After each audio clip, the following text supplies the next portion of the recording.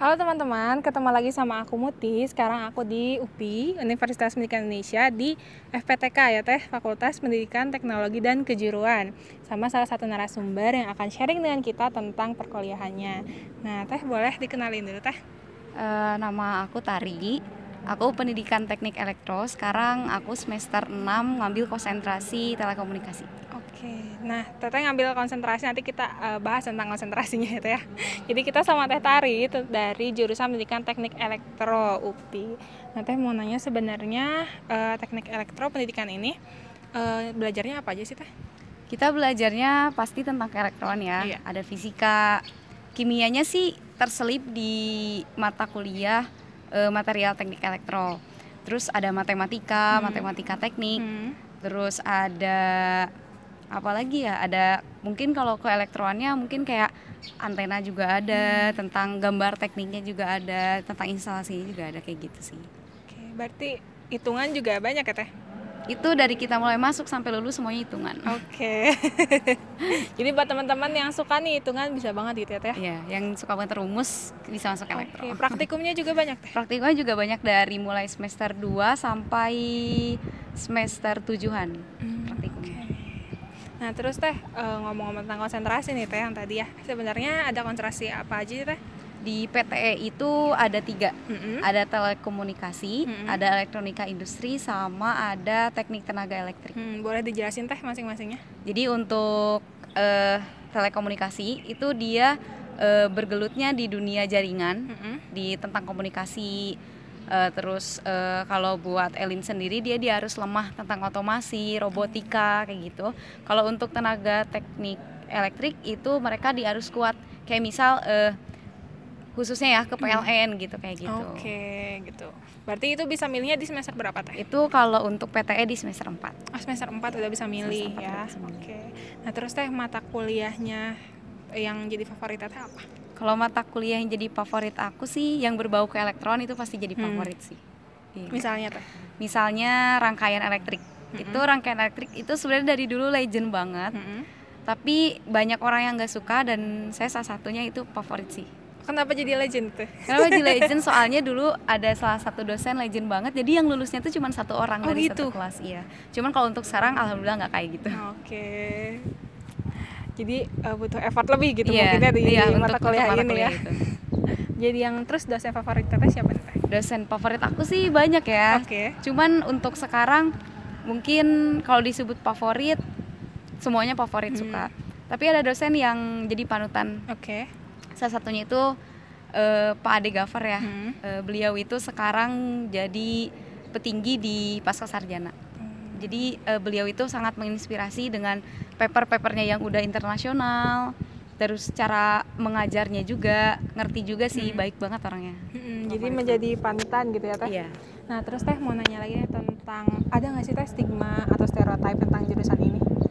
Stigma gimana maksudnya? Kayak mitos-mitos, PTM mah kayak gini, kayak gitu. Ada. Apa? Jadi dulu itu, jadi yang legend tuh ada 2. Yang rangkaian listrik kalau dulu ya disebutnya RL, sama matematika dasar. Matematika dasar tuh dulu legend karena banyak banget yang ngulang. Jadi dulu tuh ditakut-takutin tuh sama cutting tuh. Hati-hati ya matematika dasar, terus RE bla bla bla bla. Padahal untuk saat ini selagi kita belajar, selagi kita rajin, giat itu gak ada kata ngulang sih. Gitu. Jadi jangan takut apa ya, omongan-omongan dulu gitu ya. Jangan dulu takut, jangan jadi kita, pesimis gitu. Nah terus coba dulu. Oke. Nah terus tantangan, berarti ngomong ke tantangan ya Teh, tantangan terbesar gitu buat Teteh selama kuliah di sini apa? Tantangan terbesar sih kalau anak teknik ya pasti semuanya tuh kayak jarang tidur gitu. Kalau semester awal ya, karena ngerjain gambar teknik tuh bener-bener harus gambarnya harus pas kayak gini. Terus ngerjain tugas deadline dosennya. Kita kan kadang satu semester itu sampai 23 SKS ya. Untuk semester 1 sampai semester 5 itu 20 SKS padat ke atas. banget Iya, gitu, padat banget. Makanya itu jadi bener-bener suatu perjuangan buat kita gitu. Terus tuh kalau misalkan untuk PTS sendiri karena gelarnya SPD ya. Jadi tuh kalau misalkan kita mau ke industri itu agak pesimis. Karena rata-rata kan industri memandang tuh gelar, padahal untuk melihat perbandingan PTE dengan TE itu belajarnya lebih banyak PTE daripada TE. Kenapa Teh? Soalnya kan kalau kita dari elektronya semuanya dapat, belum lagi mata kuliah yang masalah pendidikannya gitu. Jadi bisa disebut sebenarnya PTE itu lebih lengkap. Dari semester 5 tuh kita udah KKN, semester 6 kita juga praktik industri, semester 7 kita tugas akhir, semester 8 kita skripsi. Jadi semuanya kita dapat. Tapi gelarnya tetap SPD. Iya, karena judulnya pendidikan gitu Teh. Nah, jadi itu mungkin buat teman-teman yang nanya tentang apa sih bedanya pendidikan teknik elektro dan teknik elektro yang murni gitu ya Teh. Oke, nah terus Teh tugas-tugasnya tadi kan disinggung juga ya Teh sampai sampai begadang-begadang gitu kan. Itu gimana sih Teh tugasnya? Kalau buat tugas sih pasti dikasih dosen tuh pasti keringanan ya, misal H+7 baru dikumpulin gitu. Tapi tetap aja namanya mahasiswa tuh pasti H-1 gitu. Sebenarnya itu salah kita juga sih sebenarnya ya. Cuman kalau untuk ada beberapa mahasiswa yang rajin gitu, ketika pulang langsung dikerjain, atau kan tipe-tipe mahasiswa banyak ya, ketika kuliah aduh ada rapat gitu. Nah kayak gitu, ada juga yang nongkrong gitu kan. Kalau saya pribadi sih dari dulu emang lebih suka kuliah di lab, karena kebetulan kan saya asisten lab juga, jadi kuliah di lab ngerjain apapun itu, ketika pulang selesaiin di rumah gitu. Jadi nggak terlalu mepet ke H-1 gitu. Tapi mungkin kalau yang lain ya H-1 itu kan the power of kepepet ya. Jadi itu semua inspirasinya tuh ada gitu. Gitu. Nah itu mungkin bisa diakali nih sebenarnya Teh tugas-tugas itu ya. Sebenarnya bisa sih. Gimana kita mau manage-nya juga ya Teh. Nah terus Teh mau nanya lagi Teh, sebaran alumni itu kayak gimana dan prospek kerjanya itu gimana sih Teh? Kalau untuk alumni ya, jurusan PTE itu kan SPD ya, rata-rata sih jadi guru di SMK. Banyak banget lulusan UPI dari elektro sekarang udah jadi guru di SMK, bahkan kepala sekolah, bahkan apapun itu. Terus selain itu juga ternyata banyak banget juga jurusan PTE itu yang lulusannya SPD itu ke industri gitu. Banyak juga. Jadi ternyata sekarang industri juga nggak terlalu terpatok dengan kata ST gitu, dengan gelar ST gitu. Tapi sekarang juga SPD selagi dia bisa, selagi dia mampu, banyak kok yang ke industri. Kalau di sekolah tuh biasanya di SMK apa Teh? Biasanya di SMK yang ada jurusan elektronika industri, teknik audio video, terus telekomunikasi juga. Ya pokoknya yang berbau elektro pasti ada sih. Kalau di industri salah satunya di mana Teh? Kalau industri sih salah satunya mungkin kemarin itu ada di XL kalau nggak salah. Kakak tingkat aku kemarin di XL, terus di Telkomsel juga ada, terus di Medion juga ada, banyak sih. Di PLN juga ada tuh? Di PLN sih pasti ada. Oke.